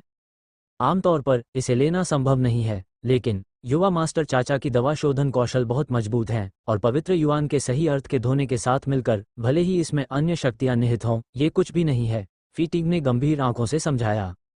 अभी अभी मैंने औषधीय सामग्रियों को छांटा और औषधीय तरल पदार्थों को मिलाया। छोटे चाचा ने एक बार फिर अंगिनत संत युआन के सच्चे अर्थों को उभारा। भले ही औषधीय सामग्रियों में विशेष शक्तियां हों, उन्हें आसानी से नष्ट किया जा सकता था। इस वजह से वू युआन को बिना किसी नुकसान के आसानी से अवशोषित किया जा सकता है। दादाजी, क्या आप मुझे बची हुई तरल दवा दे सकते हैं? तरल दवा का आधा हिस्सा बचा देखकर महान दानव राजा ब्लिस का चेहरा लाल हो गया और वह थोड़ा उत्साहित हो गया। ये बात न केवल ग्रैंडमास्टर दायरे के वू युआन के लिए मददगार है www.mtlnovel.com, बल्कि इसका कोई छोटा प्रभाव भी नहीं है। हाँ, सु यिन ने अपनी उंगली हिलाई और बची हुई तरल दवा तुरंत उड़ गई। हालांकि यह आदमी एक राक्षस है, लेकिन वेदी को बनाए रखने में बहुत खर्च होता है। इस चीज की मदद से ये बहुत सारी परेशानियों से बच सकता है। धन्यवाद दादाजी। चमकती आंखों से परमानंद के महान शैतान ने जल्दी से निगल लिया। 4000 साल में जमा किया हुआ सारा खजाना मैंने अपने दादा को दे दिया था। मैंने सोचा था कि अगर इसकी भरपाई भी हो जाए तो बहुत समय लगेगा। मुझे उम्मीद नहीं थी कि मैं इतनी जल्दी वापस आ जाऊंगा। यद्यपि उन्होंने केवल एक छोटा सा हिस्सा लिया, लेकिन इसमें अंगिनत संत युआन के सच्चे अर्थ शामिल थे। विशेष तैयारी तकनीकों के साथ दवा का प्रभाव बहुत अच्छा था और चाहे कीमत कितनी भी अधिक हो, इसे खरीदना संभव नहीं हो सकता था। उत्साह से भरी तरल दवा शरीर में प्रवेश कर पिघल गई। पहले से ही कैद डांटियन हिंसक रूप से हिलते हुए अप्रत्याशित रूप से दोगुना हो गया। दूसरे शब्दों में, साधना का आधार नहीं बढ़ा है, लेकिन शरीर में जादुई तत्व की मात्रा दोगुनी हो गई है। इस तरह का परिवर्तन निश्चित रूप से अपने जैसे मजबूत व्यक्ति के लिए एक महान अवसर है। मानो उसके परिवर्तन को महसूस करते हुए फेई टिंग और अन्य सभी उत्साह से लाल हो गए थे। मैंने यह बात पहले ही कह दी थी, और उन्हें ये तरल दवाएं देने से उनकी साधना का स्तर निश्चित रूप से शीघ्र ही बढ़ जाएगा। इधर उत्साहित और हैरान, उधर वू युआन का प्रचार धीरे धीरे बंद हो गया। विरासत 7 शुरुआत में फेई टिंग की तरह वह प्रथम श्रेणी की आध्यात्मिक नसों की सीमा तक पहुंच गया। यदि वह उच्च स्तर तक पहुंचना चाहता था तो उसे अवसर और एक असाधारण आध्यात्मिक शिरा की आवश्यकता थी। बलिदान जारी रखो, सु यिन चिल्लाया। वू युआन उस साधना आधार को महसूस करने की परवाह नहीं कर सका जिसे उसने अभी अभी तोड़ा था, और एक बार फिर उसने अपनी कलाई काट ली। खून फैलता रहा। धमाका। रक्त के प्रवाह को महसूस करते हुए वेदी अधिक जोर से हिल गई, और पलक झपकते ही अंधकार में मार्ग फिर से उभर आया, जिससे धड़कती हुई सांस निकल रही थी। बलिदान सफल हुआ। 3 द कियानझोउ और द युआनझोउ के जंक्शन पर कियान्युआनमेंग। ये पूरे महाद्वीप में सबसे अधिक शीर्ष शक्तियों का गठबंधन है। जब तक प्रत्येक राज्य के प्रतिभाशाली लोगों के पास एक साधना स्तर होता है जो स्थानीय सीमा से अधिक होता है, उन्हें अनंत काल और काल्पनिक अमरता पर हमला करने के लिए विशेष प्रशिक्षण के लिए भर्ती किया जाएगा, जिससे लिंगुआन में दानव कमांडर और दानव राजा के खिलाफ लड़ाई होगी। मुख्य भूमि 10,000 वर्षों तक बिना किसी व्यवधान के समृद्धि और स्थिरता बनाए रखने में सक्षम रही है, और यह उनका श्रेय है। कियान्युआन लीग पर्वत की गहराई में प्रतिबंध के बीच एक विशाल शहर चुपचाप हवा में लटका हुआ था, जिसके नीचे सैकड़ों तैरती संरचनाएं थीं जो पूरे शहर को सहारा दे रही थीं, बिल्कुल परी परिवार की पवित्र भूमि की तरह। दायानझोउ में खेती शहर की तरह ये लिंगयुआन जुयुआन शहर में कियान्युआन लीग का अंतिम युद्ध क्षेत्र है। पूर्ण रसातल, जेडी और रसातल, जब तक वे यहाँ से टूट जाते हैं, इसका मतलब है कि मानव जाति को जीवन और मृत्यु की वास्तविक लड़ाई का सामना करना पड़ेगा। इसलिए हजारों सालों से अनगिनत मजबूत लोग उनकी रक्षा कर रहे हैं, और नुकसान की कोई गुंजाइश नहीं है। इस समय शहर के सबसे भव्य हॉल में 8 बुजुर्ग बैठे हुए थे। यदि परमानंद का महान दानव राजा यहाँ है, तो आप निश्चित रूप से पाएंगे कि ये सभी लोग आभासी अमर के शिखर पर मजबूत हैं, और उनमें से कोई भी उससे कमजोर नहीं है। एक ऐप डालें। पुस्तक पीछा करने वाली कलाकृति के पुराने संस्करण को पूरी तरह से पुनः प्रस्तुत करें। एक विनिमय ऐप, मिमी रीडिंग। डियानजू शेन। 7 दिन पहले क्या हुआ था? ट्रोल को इतना पागल बना दिया। बीच में बैठे एक बूढ़े व्यक्ति ने भौहें सिकोड़ते हुए पूछा। एल्डर हॉल के स्वामी गु युनकियू। उन्हें सैकड़ों साल पहले मुख्य भूमि पर नंबर 1 व्यक्ति के रूप में जाना जाता था, और उनकी वर्तमान ताकत और भी अथाह है। ये पूरे कियान्युआन लीग को नियंत्रित करता है, और यहाँ तक कि दा कियान राज्य और दा युआन राज्य के शीर्ष 10 सुपर संप्रदायों को भी इसके आदेशों का पालन करना चाहिए। असली शिखर, उसके मुंह में भगवान शेन चुप थे, और वह 1000 चेहरों के मंदिर का भगवान था। दयान लीग की तरह कियान्युआन लीग भी 8 बलों में विभाजित है, लेकिन वे प्रवेश द्वार नहीं बल्कि महल हैं। 1000 चेहरों वाला मंदिर भेस बदलने, खबरों का पता लगाने और ट्रॉल्स में घुलने मिलने में माहिर है। 7 दिन पहले चुप रहने वाला आदमी आत्मा की गहराई में घुस गया। अगर कोई खबर है तो वह बिल्कुल साफ है। इसलिए जैसे ही वो आज वापस आया, गु युनकियू ने सीधे 8 महान हॉल के सभी हॉल मास्टर्स को बुलाया। ऐसा लगता है कि किसी ने बलिदान दिया और लिंगयुआन की गहराई से संवाद किया, जिसके कारण ट्रोल दंगा करने लगा। साइलेंट पिंग ने कहा, त्याग करना, मुझे विशिष्ट स्थिति का पता नहीं है। यह एक अंधेरा मार्ग है जो आकाश और पृथ्वी को भेदता है, और फिर एक अजेय छाया उतरती है। इससे मुझे लगता है कि यह सबसे अधिक संभावना है। एक सच्ची परी, साइलेंट पिंग ने समझाया। सभी बूढ़े लोग हैरान रह गए और कमरे में सन्नाटा छा गया। यद्यपि वे सभी महाद्वीप के शीर्ष शक्तिशाली लोग हैं, उनके हर कदम में महाद्वीप का भाग्य शामिल है, लेकिन वे केवल काल्पनिक अमर के शिखर हैं, जो वास्तविक अमर से कहीं अधिक खराब है। विभिन्न जीवन स्तर एक जैसे नहीं होते, क्या तुम्हें यकीन है? गु युनकियू गंभीर दिखी। ठीक है, प्रतिद्वंद्वी बहुत शक्तिशाली है, मैं उसके बहुत करीब जाने की हिम्मत नहीं कर सकता, लेकिन मार्ग के दूसरी ओर से एक ट्रोल को अस्पष्ट रूप से देखा, जिसने 1 दर्जन से अधिक मास्टर स्तर के साधकों की बलि दे दी। साइलेंट पिंग ने बताया, इन बलिदानों को प्राप्त करने के बाद असली परी छाया बहुत संतुष्ट है, और उसने ट्रोल को बहुत लाभ दिया है। आश्चर्य की बात नहीं है, ये होना चाहिए। परी की आत्मा। यह असंभव है। क्या ऐसी कोई चीज़ है? सभी को इस पर विश्वास नहीं हुआ। मैं ज़ुक्सियन का शिखर हूँ, और मैं इस तरह की सांस के प्रति सबसे अधिक संवेदनशील हूँ, और मुझे कभी भी गलत महसूस नहीं होगा, साइलेंट पिंग ने कहा। उनके स्तर तक खेती करना, परी की भावना के बिना, चाहे कितने भी संसाधन हों, अंतिम कदम उठाना असंभव है। इसलिए वे इस तरह की शक्ति के प्रति बेहद संवेदनशील हैं। भले ही वे सील और अंतरिक्ष के बंधनों से अलग हों, उन्हें भी स्पष्ट रूप से खोजा जा सकता है। परी आत्मा की आत्मा केवल परी दुनिया में ही मौजूद हो सकती है, लेकिन ये सच्ची परी छाया ला सकती है और पुरस्कृत कर सकती है। क्या ये संभव है कि परी दुनिया का रास्ता पूरा हो गया है? कमरे से एक संदिग्ध आवाज़ सुनाई दी। जियानफान की सड़क को जबरन काट दिया गया था और इसे ठीक करना इतना आसान नहीं था। प्रतिद्वंद्वी को थोड़े समय में प्रकट होने के लिए बलिदान की शक्ति पर भरोसा करना चाहिए था। फिर भी सावधान रहें। भगवान शेन द्वारा उल्लिखित ट्रोल एक बार पूरी तरह से परिष्कृत हो जाने के बाद परी की आत्मा के सच्चे परी को सफलतापूर्वक मारने की बहुत संभावना है, और फिर मुकाबला करना वास्तव में कठिन होगा। गु यूनक्यू गंभीर दिखे। सभी ने एक साथ सिर हिलाया। ट्रोल से लड़ते हुए हर किसी का अपना नुकसान होता है, लेकिन जड़ को चोट न पहुंचाने का मुख्य कारण यह है कि यह बराबरी से मेल खाता है। एक बार जब प्रतिद्वंद्वी सच में दिव्य दिखाई देता है तो उनके पास कुचलने की पूरी ताकत होगी। अगर वे इसे दूर करना चाहते हैं तो यह इतना आसान नहीं होगा। चुपचाप और शांति से कहा वह ट्रोल। वह बहुत बुरी तरह से घायल हो गया होगा, या शायद किसी शक्ति द्वारा बंद कर दिया गया होगा। वह थोड़ा कमजोर लग रहा है और असली परी से टकराने में उसे कुछ समय लग सकता है। भले ही इसमें कुछ समय लगे, 1 महीना, 2 महीने, 1 या 2 साल, 10 साल काफ़ी हैं, लेकिन क्या 10 साल के भीतर हम एक सच्चे अमर शक्ति संग्रह को जन्म दे सकते हैं? एक बूढ़े आदमी ने सवाल किया। सभी लोग फिर चुप हो गए। परी आत्मा की आभा के बिना शरीर में सच्चे सार को रूपांतरित नहीं किया जा सकता है, एक अमर तत्व में परिवर्तित नहीं किया जा सकता है, और यदि इसे परिवर्तित नहीं किया जा सकता है तो यह एक सच्चा अमर नहीं बन सकता है। यह स्वर्ग और पृथ्वी का एक अनूठा नियम है और कोई भी इसे बदल नहीं सकता है। ट्रोल घायल हो गया था और थोड़े समय में टूट नहीं सका, लेकिन ट्रोल कबीले के संसाधनों और प्रतिभाओं के साथ इसे ठीक करना मुश्किल नहीं है। जब तक ये सफल होता है, यह एक सच्ची परी होगी। उस समय 2 कुलों के बीच संतुलन होगा। सीधे टूटने के बाद मानव जाति कैसे संघर्ष कर सकती है? आपने अभी कहा, ट्रोल्स ने जो बलिदान दिया वह शक्तिशाली स्वामी का एक समूह था।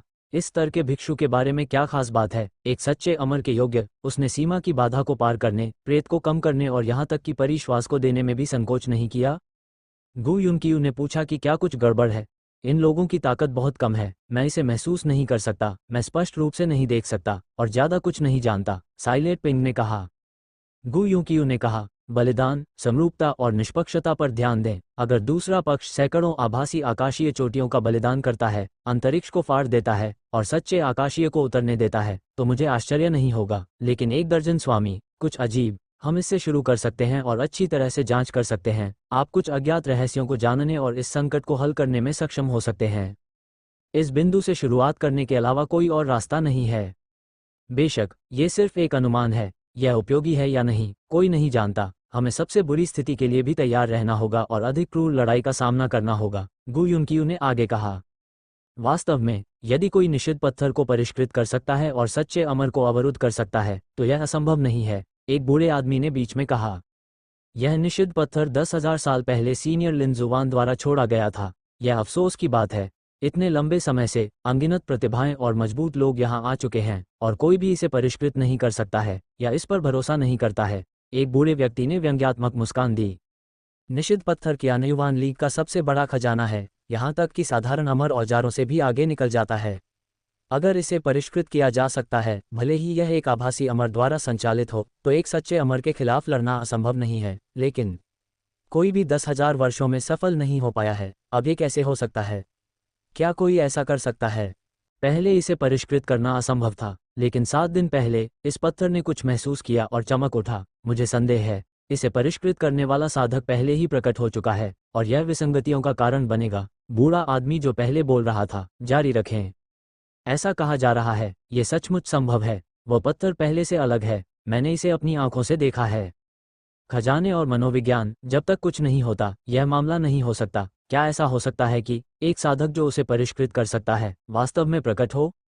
पूरा महाद्वीप, करोड़ों से भी ज्यादा लोग, कहाँ खोजें? बहुत सारे लोग इसकी तलाश में हैं। ये समुद्र के रेत को छानने जैसा है, ये बहुत कठिन है। यह जरूरी नहीं है। निषिद्ध पत्थर से पहचाने जाने के लिए उसे अत्यंत प्रतिभाशाली होना चाहिए। अज्ञात होना असंभव है। जब तक सभी राज्यों के प्रतिभाशाली लोगों को बुलाया नहीं जाता, तब तक इस व्यक्ति को नहीं पाया जा सकता। कमरे में संदेह की आवाजें गूंज रही थीं। डीन मास्टर फेंग सही कह रहे हैं। मैंने सभी राज्यों से नव पदोन्नत प्रतिभाओं और सबसे मजबूत साधना आधार वाले साधकों को इकट्ठा करने का आदेश दिया है, ताकि वे कियानयुआन लीग में आएं और इस निषिद्ध पत्थर को परिष्कृत करने का प्रयास करें। एक बार कोई सफल हो जाए, भले ही गठबंधन अधिक भुगतान करे कीमत पर, हमें उसे थोड़े समय में आभासी परिलोक में एक मजबूत आदमी बनने के लिए प्रशिक्षित करना चाहिए। एक पल सोचने के बाद गु युनकियू ने कहा। सभी ने एक साथ सिर हिलाया। चर्चा जारी रखने ही वाले थे कि उन्हें महसूस हुआ कि लिंग्युआन की गहराई में फिर से एक हिंसक आध्यात्मिक शक्ति का उतार चढ़ाव हो रहा है।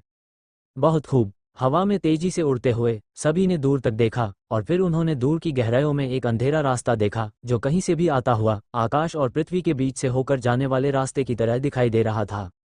यह एक बलिदान है। उन्होंने फिर से बलिदान दिया। उसका शरीर कांप उठा। साइलेंट पिंग का चेहरा पीला पड़ गया। ये बहुत अहंकारी, बहुत बेईमानी है। वास्तव में जब युआन लीग में मेरा कोई नहीं है। नहीं, मुझे इसे तुरंत रोकना होगा। एक बूढ़े आदमी ने अपने दांत पीस लिए। यदि आप उन्हें पुनः सफल होने देंगे तथा एक और परी आत्मा प्राप्त करने देंगे तो वे वास्तव में इससे लड़ नहीं पाएंगे। उसका रंग भी बेहद बदसूरत हो गया और गु युनकियू ने गहरी सांस ली। हालांकि मार्ग बहुत दूर है और मार्ग ट्रोल के निवास में है। मैं इसे रोकने के लिए दौड़ा। ये स्पष्ट रूप से बहुत देर हो चुकी थी जब तक कि क्या आप उस गुप्त विधि का उपयोग करना चाहते हैं? उसे चुपचाप झिझकते और कुछ सोचते देखकर उसकी पुतलियां सिकुड़ गईं और महल के अन्य 6 स्वामियों के चेहरे पर भी आश्चर्य के भाव उभर आए और वे इस पर विश्वास नहीं कर सके। इस तरह की गुप्त विधि एक बार इस्तेमाल होने पर बहुत बड़ा नुकसान पहुंचाएगी, यहां तक कि अगर आप भी हैं तो आप गंभीर रूप से घायल भी हो सकते हैं। 2 बार सोचो, तुम मानव जाति में सबसे ताकतवर हो। एक बार जब तुम गंभीर रूप से घायल हो गए तो मुझे डर है ट्रोल और भी अधिक उन्मत्त होकर हमला करेंगे। जब समय आएगा तो यह और भी अधिक परेशानी भरा होगा। हर कोई हतोत्साहित।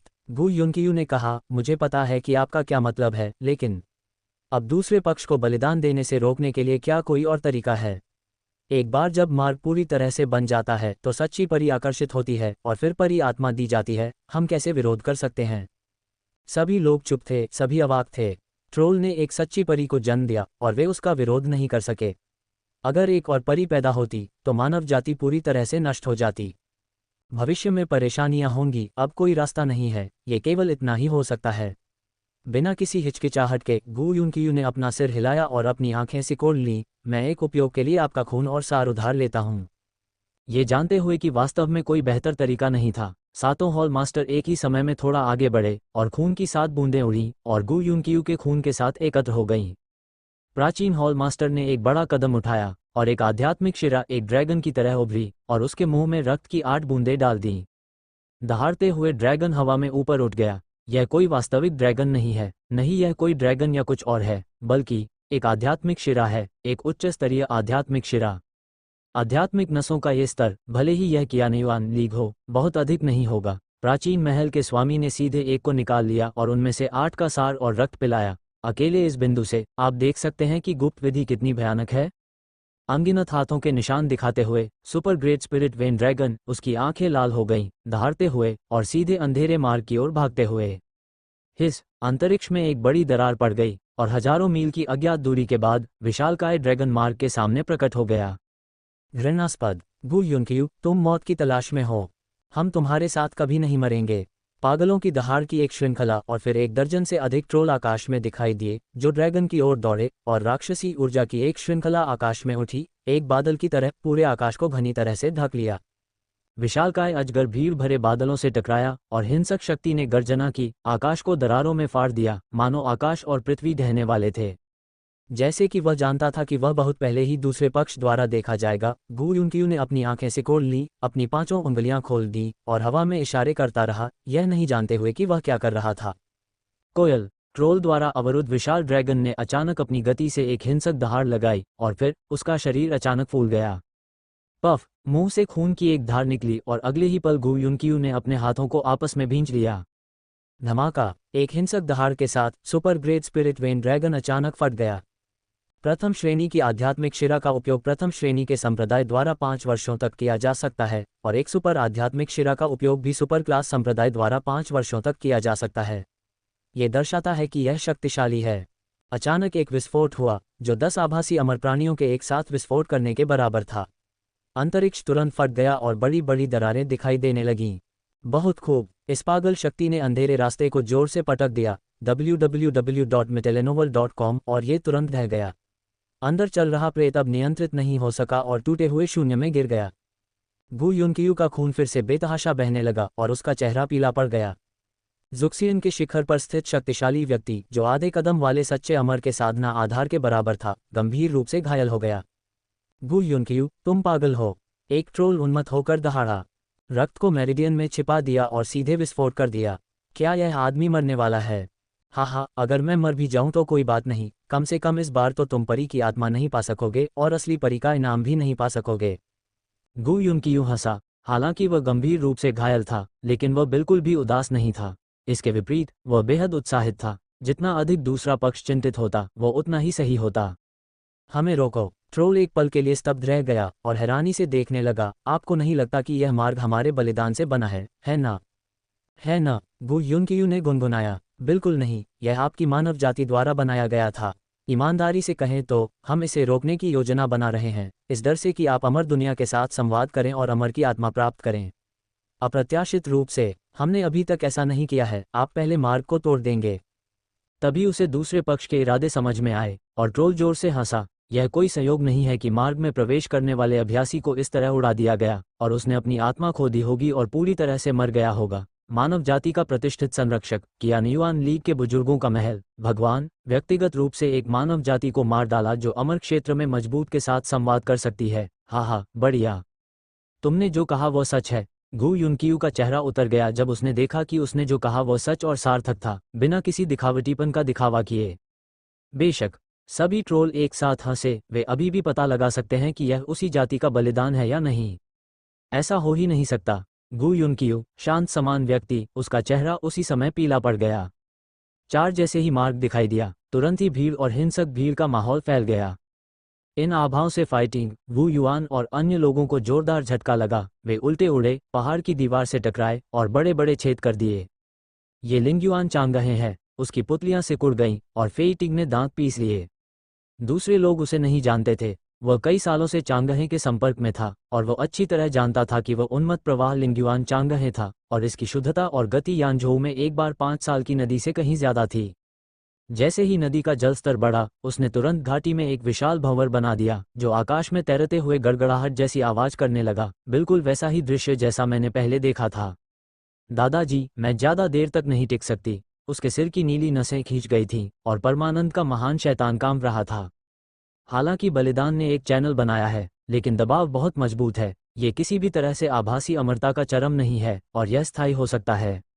आप यहाँ इंतजार कर रहे हैं, सुयिन ने कहा। मैं अंदर जाकर देखूंगी। मार्ग की आभा बहुत हिंसक है।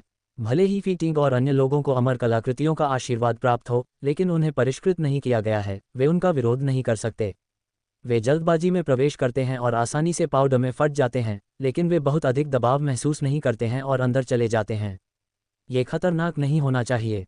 बस ये जानने के लिए कि संचार की दुनिया का झेनशियानझोंग से क्या संबंध है। छोटे मालिक, सावधान रहें, फेई टिंग और अन्य लोगों ने निर्देश दिया। हाँ, सुयिन ने सिर हिलाया और जियाओवू को देखा। इस आदमी की अच्छी तरह से निगरानी करो। जो लोग जादू की कला का अभ्यास करते हैं, वे हमेशा बहुत बुरे दिमाग वाले होते हैं। वे छोटी छोटी हरकतें करने की हिम्मत करते हैं और उन्हें सीधे मार देते हैं। मालिक, चिंता मत करो। तो ने जल्दी से सिर हिलाया और पास ही खड़े लड़के को घूरने लगा। ये देखकर कि इस आदमी को अब तक खुद पर विश्वास नहीं था, वह आनंद में असहायता से भर गया।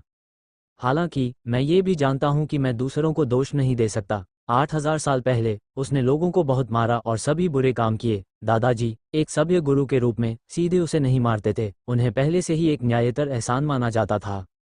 नहीं, इस बार आपको चैनल को अच्छी तरह से बनाए रखना होगा। भले ही आप थक गए हों, आप आराम नहीं कर सकते हैं और अपनी वफादारी साबित करने के लिए व्यवहारिक कार्यों का उपयोग करें।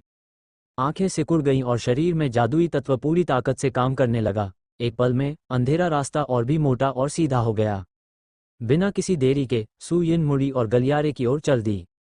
यद्यपि लिंगुआन लोंघे की शक्ति भयंकर और हिंसक है, इसका उस पर बहुत कम प्रभाव पड़ता है, लेकिन यह उसके शरीर पर गर्मजोशी से और कुछ हद तक आराम से चलती है। इसे अवशोषित करने के बाद इतनी शक्तिशाली आध्यात्मिक ऊर्जा के साथ भी इसे अभी भी अवशोषित नहीं किया जा सकता है और शरीर भी घृणा से भरा है। थोड़ा असहाय होकर वह आगे बढ़ा। मार्ग अंधेरा और धुंधला है, यहाँ तक कि उसकी दृष्टि भी बहुत दूर तक नहीं देख पाती। वह केवल इतना जानता है कि यह बहुत लंबा है। मुझे नहीं पता कि यह कहाँ जाता है। जो लोग झेनिक्सियानज़ोंग का उपयोग करते हैं वे सफलतापूर्वक बलिदान कर सकते हैं। जब वे अंत तक पहुँचते हैं तो वे विशिष्ट कारण जानने में सक्षम हो सकते हैं। तेजी से आगे बढ़ते हुए जब उसे लगा कि वह जल्द ही अंत तक पहुंच जाएगा, तो ऐसा लगा जैसे मार्ग पर जोरदार आघात हुआ है। एक हिंसक झटका, अनगिनत अंतरिक्ष मलबा उसकी ओर बढ़ रहा है।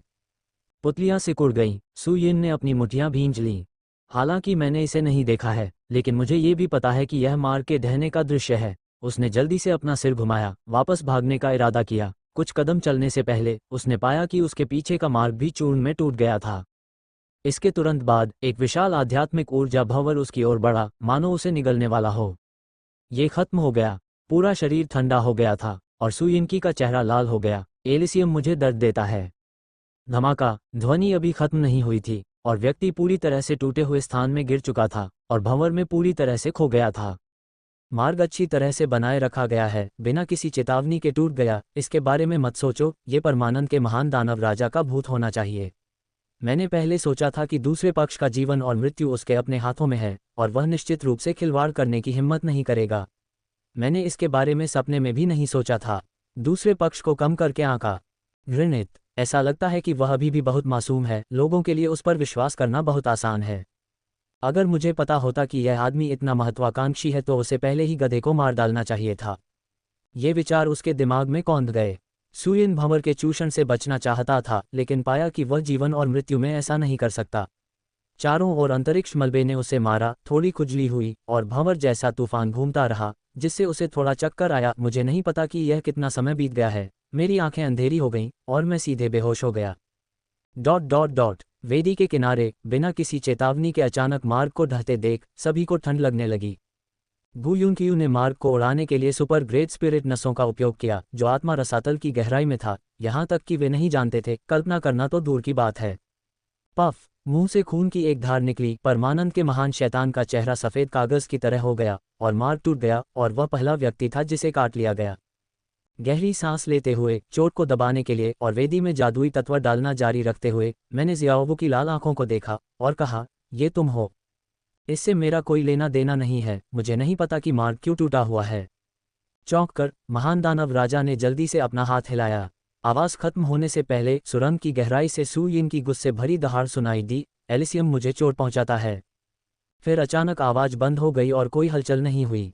उद्धरण चिन्ह उद्धरण चिन्ह।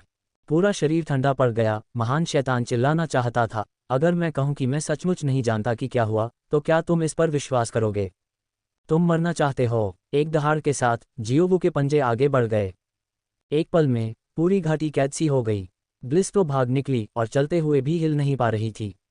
फिर मुझे लगा कि पूरे शरीर में खून भी रुक गया है और अनंत शक्तियां ऐसी उमड़ पड़ी जैसे स्वर्ग और धरती का रंग ही खो गया हो। धमाका, शरीर उलट गया। पूरे शरीर की पसलियां एक क्षण में चकनाचूर हो गईं। बिना पैसे के खून बह निकला और ब्लिस का चेहरा पीला पड़ गया, पूरे शरीर की शक्ति को महसूस करते हुए जैसे कि उसे किसी चीज ने छीन लिया हो, बिना किसी निशान के गायब हो गया हो। ये खत्म हो गया। उसकी आंखों में अंधेरा छा गया। तभी उसने अपनी साधना का आधार पुनः प्राप्त किया। 1 घंटे से भी कम समय में वह फिर से विकलांग हो गया और इस बार चोट और भी गंभीर थी। अगर उसके दादाजी ने उसे आत्मा दहन दर्पण को फिर से परिष्कृत करने में मदद नहीं की होती तो वह मौके पर ही मर जाता। इतना मजबूत। ये दृश्य देखकर फीटिंग और अन्य सभी कांप उठे। मुझे पता था कि जियाओ शिशु का पालतू जानवर निश्चित रूप से कमजोर नहीं था। मैंने कभी सपने में भी नहीं सोचा था कि वह इतना डरावना होगा। एक पूर्ण झटका के साथ अकेले आभासी परी के शिखर को छोड़ दें। मुझे डर है कि असली परी को सीधे मीटलोफ में गोली मार दी जा सकती है। सौभाग्य से मैंने उपेक्षा नहीं की, क्योंकि दूसरा पक्ष पहले एक पक्षी था, अन्यथा मैं मरने का तरीका जाने बिना ही मर जाता। मालिक को चोट पहुंचाने की हिम्मत करो, मैं चाहता हूं कि तुम मर जाओ। परमानंद के महान दानव राजा का जीवन और मृत्यु अज्ञात थी। जितना अधिक जियाओवू ने सोचा उतना ही वह क्रोधित हो गया। जितना अधिक उसने इसके बारे में सोचा, मास्टर ने उसे जाने से पहले बताया कि वह दूसरे पक्ष के बारे में आशावादी नहीं था और उसे इसे बदतर बनाने दिया। यह अक्षम्य है। उसका मुंह खुला था और जलती हुई ज्वाला पुनः बाहर निकली तथा पास ही खड़े लड़के पर पुनः छिड़कने लगी। पलक झपकते ही वह झुलस गया। वरिष्ठ शियाओवू, कृपया अपना गुस्सा शांत करें। ये देखकर कि महान दानव राजा मर रहा है और कभी भी गिर सकता है। फीटिंग उसे मनाने के लिए कहने से खुद को रोक नहीं सका। छोटे मास्टर की साधना उन्नत है, भले ही मार्ग टूट जाए, कुछ नहीं होगा। लेकिन यह आदमी, वह वास्तव में मारा गया था। मुझे नहीं पता कि उसने चैनल कैसे तोड़ा और उसने लोगों को कैसे नुकसान पहुंचाया। मुझे यह नहीं पता। मैं छोटे चाचा को ढूंढना चाहता हूं। मुझे डर है कि यह इतना आसान नहीं होगा। जियोवू ने आग की लपटों को रोक दिया, मांसल आनंद को देखा, अपना सिर घुमाया और फेईटिंग को देखा। तुमने कहा था मास्टर ठीक हो सकता है। बेशक, मार्ग ढह जाता है और सबसे अधिक स्थान टूट जाता है। जब तक आप तैयार हैं तब तक शाश्वत अवस्था में मजबूत को मारना मुश्किल है। युवा गुरु इतना मजबूत है, कोई समस्या नहीं होनी चाहिए। सबसे ज्यादा डर है अंतरिक्ष की अशांति में गिरना और वापस न आ पाना। ये देखकर कि उसने हमला करना बंद कर दिया है, फाइटिंग ने राहत की सांस ली और जल्दी से समझाया, इसके अलावा मुझे नहीं पता कि मार्ग के विपरीत कहाँ है और कितना शक्तिशाली आदमी बलिदान किया गया था। बलिदान के मेजबान के रूप में वह फिलहाल नहीं मर सकता है, अन्यथा हम कुछ भी नहीं जानते हैं। अगर हम मास्टर अंकल को बचाना चाहते हैं तो यह मुश्किल होगा। उसकी व्याख्या सुनकर जियोवू ने सिर हिलाया, अपने पंख हिलाए और महान दानव राजा के पास आया। उसे ये देखकर राहत मिली कि उसकी दिल की धड़कन अभी भी कमजोर थी। इस आदमी के पास अपनी जान बचाने के बहुत सारे साधन हैं। जब कुछ दिन पहले उसे इस तरह पीटा गया था तो वह बच सकता है और जिंदा रह सकता है। जब तक वह मर नहीं जाता तब तक कोई समस्या नहीं होनी चाहिए। प्रतिद्वंद्वी को घुमाने के बाद जियोवू ने कहा, तो उसे जगाओ, मैं सावधानी से पूछूंगा। फेईटिंग ने सिर हिलाया, सामने आया, प्रतिद्वंद्वी के शरीर में असली सार इंजेक्ट किया, एक उपचार की गोली निकाली और उसे जबरदस्ती उसके शरीर में ठूंस दिया। थोड़ी देर बाद ब्लिस जाग गया और उसने अपने सामने जियाओवू को देखा और उसने जल्दी से कहा, मैंने वास्तव में दादाजी को कोई नुकसान नहीं पहुंचाया। मार्ग क्यों ढह गया, मैं वास्तव में नहीं जानता। तुम्हें झूठ बोलने दिया जाएगा, सच नहीं बोलने दिया जाएगा। आंखों में निराशा के साथ जियोवू ने अपना पैर उठाया और उस पर फिर से कदम रखा। क्लिक करें। ब्लिस के सिर में दरार आ गई और उसकी नाक और मुंह दो टुकड़ों में फट गए। पुकारना। काल्पनिक परी के शिखर पर महान शैतान फिर से बेहोश हो गया। उद्धरण चिन्ह ... उद्धरण चिन्ह। इसे इतनी लापरवाही से किया गया कार्य देखकर फीटिंग और अन्य सभी अवाक रह गए, तो वे क्या पूछ सकते थे। हालांकि दूसरा पक्ष बहुत मजबूत था, उन्होंने अधिक कहने की हिम्मत नहीं की, इसलिए उन्हें उस स्थान को देखना पड़ा जहां मार्ग अभी फटा था। आध्यात्मिक ऊर्जा का भंवर अभी भी शीर्ष पर घूम रहा था और जिस स्थान पर मार्ग दिखाई देता था इस समय वहां शांति पुनः स्थापित हो गई थी, मानो वह पहले कभी प्रकट ही नहीं हुई थी। क्या आप बलिदान जारी रख सकते हैं, मार्ग को प्रकट होने दें और छोटे चाचा को वापस पा सकते हैं। अत्यधिक रक्त की हानि के कारण वो युवान का चेहरा पीला पड़ गया और वह दांत पीसने लगा। इस प्रकार की वेदी को एक बार ढालने के बाद थोड़े समय के भीतर दूसरी बार नहीं ढाला जा सकता। फिर से बलि देना और मार्ग को प्रकट करना निश्चित रूप से असंभव है। फेईटिंग ने अपना सिर हिलाया। वेदी बलिदान एक बार के बाद कौशल कूलडाउन के समान होगा। थोड़े समय में इसका लगातार उपयोग नहीं किया जा सकता है और इसे ठीक होने में एक निश्चित समय लगता है, कम से कम 7 दिन। तो फिर क्या करें, वो युवान ने कांपते हुए कहा। जेन जियानजोंग के पास छोटे चाचा का आत्मा जैड कार्ड होना चाहिए, पहले देखें कि क्या कोई समस्या है और फिर निर्णय लें। जब तक कुछ भी गलत नहीं है तब तक उसकी ताकत से हमें ढूंढना निश्चित रूप से उसे खोजने से आसान है। फेईटिंग दाओ, मार्ग टूट गया है और छोटे चाचा को अंतरिक्ष की अशांति में फंसना चाहिए। अपने साधना स्तर के साथ वे किसी को ढूंढना चाहते हैं, निस्संदेह सपना देख रहे हैं। ये सही है, वापस जाओ और लाओ मान के साथ इस पर चर्चा करो। यह एक दीर्घकालिक है और इसमें कई विचार हैं। जियोवू ने भी सिर हिलाया। हालांकि यह बहुत बकवास करता है, लेकिन इसने हमेशा अपने मालिक को घोड़े का मुखिया माना है। अब जब मालिक गायब हो गया है तो ऐसा करने का कोई रास्ता नहीं है। ये बूढ़ा कछुआ है जो हमेशा अच्छे विचार लेकर आता है। वापस जाओ और उससे पूछो, शायद वह अपने मालिक को बचाने का कोई उपाय सोच सके। इस मामले में जल्दी वापस आ जाओ, अन्यथा तूफान के गायब हो जाने पर हम यहाँ फंस जाएंगे, कियू झाओजुन ने कहा। सभी ने सिर हिलाया, बकवास करना बंद किया और जल्दी से वापस उड़ गए। वहां एक अमर शरीर रक्षक था और उनमें से किसी को भी कोई समस्या नहीं थी। थोड़े समय के बाद वे लिंगबाओ घाटी के प्रवेश द्वार पर लौट आए। इस समय तानजिन और अन्य लोग अभी भी अपनी जगह पर खड़े थे, उनके चेहरे पीले और संघर्षरत थे। यह उन्हें सुरक्षित और स्वस्थ वापस आते देख उनके मुंह के कोने सिकुड़ गए और वे इतने डर गए कि बोल नहीं सके। यह मुख्य भूमि का चौथा सबसे खतरनाक स्थान है, इसलिए मैं आसानी से अंदर चला गया और सुरक्षित वापस आ गया। जब यह फैल गया तो मुझे यकीन ही नहीं हुआ। ये सही नहीं है, परमानंद का महान शैतान घायल हो गया है और चोट बहुत गंभीर है। जल्द ही एल्डर्स टेंजिन और युआन किन ने उस महान पात्र को देखा। उन्हें किसी ने मरे हुए कुत्ते की तरह घसीटा। वे पहले से ही कोमा में थे, आधे मरे हुए। यह जुक्सियन का शिखर पावर हाउस है जिसने अंदर इतनी गंभीर चोटें झेली हैं, लिंगबाओ घाटी। ये बहुत खतरनाक है। हर कोई चुपके से धड़क रहा है। अपनी घबराहट की परवाह किए बिना लिंगबाओ घाटी रेंज को छोड़कर सभी लोग जल्दी से वापस उड़ गए। ज्यादा देर नहीं लगी और नीले समुद्र को छोड़ दिया। फेइटिंग एक मजबूत शाश्वत क्षेत्र बहुत तेज था। आधे घंटे से भी कम समय में वह जेनेक्सियानजोंग में पहुंचा, सुन झाओ को ढूंढा और स्थिति को स्पष्ट रूप से समझाया।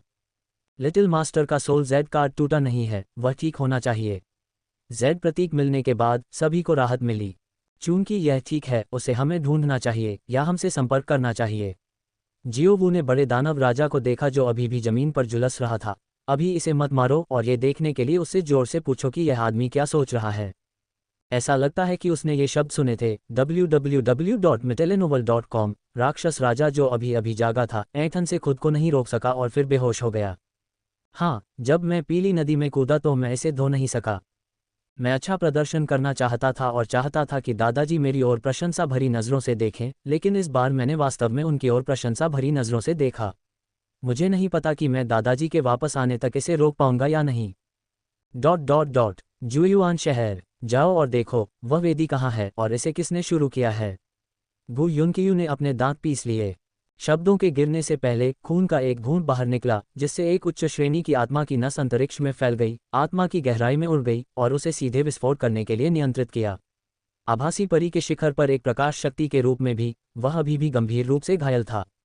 हालांकि ट्रोल एक दुश्मन है, वह इस तरह की बात के बारे में झूठ नहीं बोलेगा, यानी जिस मार्ग को उसने नष्ट किया वह वास्तव में मानव जाति द्वारा बनाया गया था। शायद इस बार मैं तत्काल आवश्यकता को हल करने के लिए परी की आत्मा भी प्राप्त कर सकता था, लेकिन अंत में यह उनके द्वारा नष्ट कर दिया गया था। प्राचीन हॉल मास्टर, आपकी चोट। उसे इस तरह देखकर मौन समानता पुरुष ने चिंता से उसकी ओर देखा। मैं ठीक हूँ, कुछ महीनों के समायोजन के बाद मैं ठीक हो सकता हूँ। अब मुझे सबसे ज्यादा डर ट्रोल्स के अचानक हमले का है। दोस्तों, मानव जाति को डर है कि उसे एक अभूतपूर्व परीक्षण का सामना करना पड़ेगा। अगर वह प्रतिरोध करने में विफल रहता है तो 10,000 साल की सभ्यता नष्ट हो जाएगी। अपना सिर हिलाते हुए गु युनकियू ने गंभीर भाव से कहा, अब सबसे महत्वपूर्ण बात यह है कि ट्रोल में परी आत्मा की आभा है।